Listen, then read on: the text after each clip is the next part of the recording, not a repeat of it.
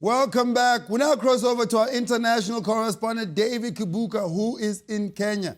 Dave, why are you wearing a pink shirt in a field? Why are you standing next to the amarula tree? We've seen the advert. Where is the elephant?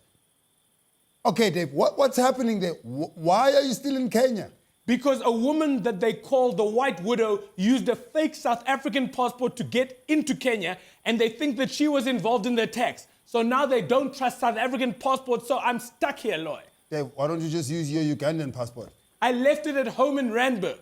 I never thought that the day would come when it would be easier to travel on a Ugandan passport than it is to travel on a South African passport. But it seems that a South African passport is now an essential part of an international terrorist's toolkit.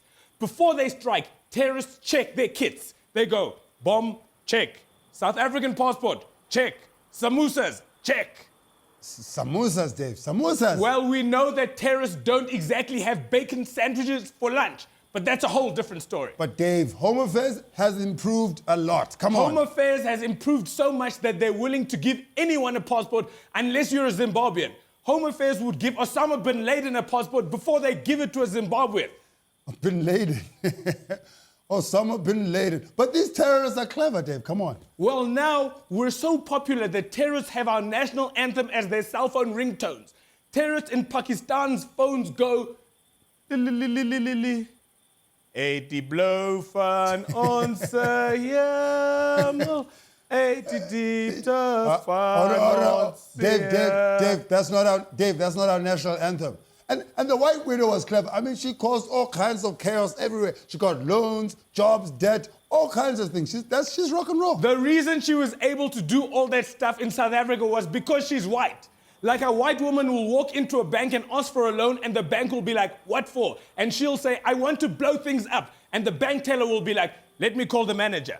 But when a black person asks for a loan, they ask why. And when he says, because I want to send my kids to school, the bank go, get the hell out of here, Magagula. Get the hell out of here. You know that's not true. Is that true, Dave? Contrary to popular belief, South Africa loves white people. White people who make a little bit of effort are treated like kings. Like when we see a white person in a taxi, we're like, or when a white person tries to speak vernac, we're instead of complaining, white people must realize that if they learn an African language, they'll be halfway to a tender. Ask Jay something from Mikasa. Jika, Jika, Jika. That song is played in townships everywhere. And we all know that Jay something's uncle is Steve Hoffman. Dave, what has this got to do with this woman who was involved in these terrorist attacks? Thank you, Lord. Dave, ladies and gentlemen, that was David Kibuuka, all the way in Kenya. News that moves. ENCA.com.